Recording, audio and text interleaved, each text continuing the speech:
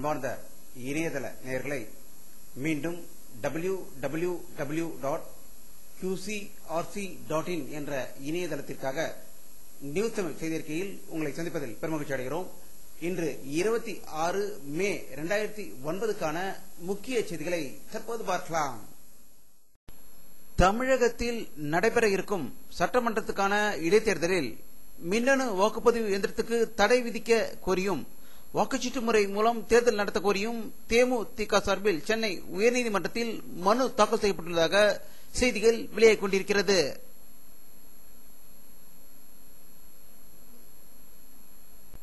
தமிழக சட்டசபை கூட்டத்தொடர் ஜூன் 12ஆம் தேதி துவங்கும் என செய்திகள் வெளியாகிக் கொண்டிருக்கிறது.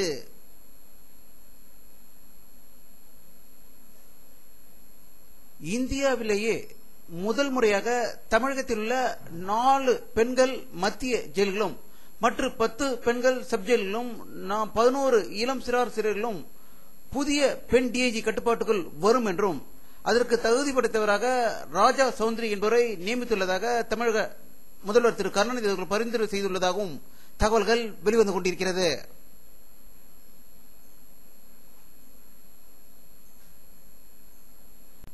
இன்று டெல்லி ராஷ்டிரபதி பவனில் 60 மந்திரிகள் மற்றும் துணை மந்திரிகள் பதவி ஏற்பதாக இருந்த நிகழ்ச்சி ரத்து செய்யப்பட்டுள்ளதாகவும் மேற்கு வங்க புயல் மற்றும் பஞ்சாப் பிரச்சனையால் ஒத்திவைக்கப்பட்டுள்ளதாக தகவல் வெளியானாலும் திரிணாமுல் காங்கிரஸ் அதிக இடங்களை கேட்பதாகவும் அதேபோல் சரத்பவார் கட்சி அதிக இடங்களை கேட்பதால் மன்மோகன் சிங் அவர்களும் சோனியா காந்தி அவர்களும் பிரதமர் மன்மோகன் சிங் அவர்கள் இல்லத்தில் ஆலோசித்ததாகவும் மந்திரி சபையில் உள்ள குழப்பத்தை தீர்ப்பதற்கான பேச்சுவார்த்தை தொடர்ந்து பிரதமர் அலுவலகத்தில் நடந்து வருவதாக டெல்லியிலிருந்து தகவல்கள் வெளிவந்து கொண்டிருக்கிறது.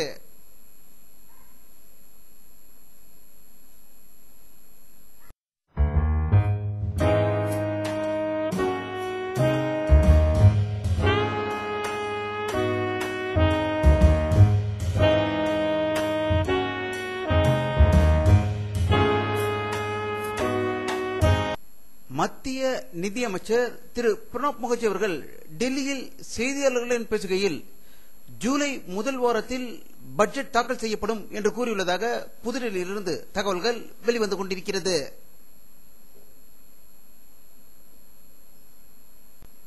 ஐக்கிய நாடுகள் சபை பாதுகாப்பு குழு வடகொரியா அணு ஆயுத சோதனை நடத்தியதை வன்மையாக கண்டிப்பதாக செய்திகள் வெளியாகிக் கொண்டிருக்கிறது.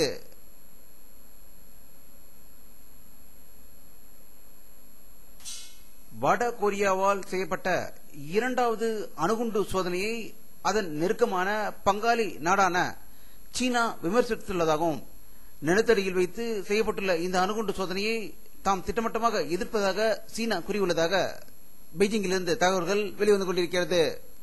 பாகிஸ்தான் நாட்டின் முஸ்லிம் லீக் கட்சி தலைவர் நவாஸ் ஷெரீப் அவர்கள் மற்றும் அவருடைய தம்பி ஆகியோர் தேர்தலில் போட்டியிட தடை செய்ததை அந்நாட்டு சுப்ரீம் கோர்ட் ரத்து செய்துள்ளதாக இஸ்லாமாபாத்திலிருந்து தகவல்கள் வெளிவந்து கொண்டிருக்கிறது.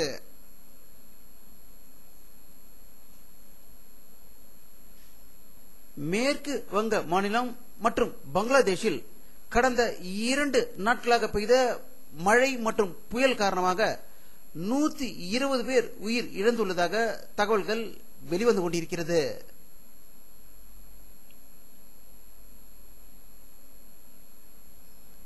வானிலை அறிக்கை 26 மே 2009 பிற்பகல் 3 மணி நேரப்பட்ட சட்டத்திற்கு படத்தை தற்போது பார்த்துக் கொண்டிருக்கிறீர்கள்.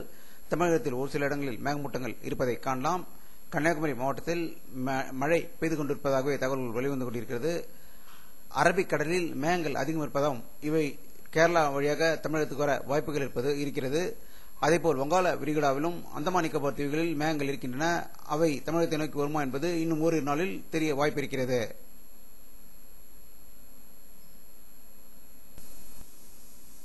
இத்துடன் இந்த செய்தி அறிக்கை நிறைவடைகிறது.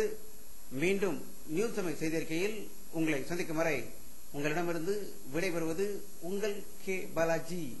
நன்றி.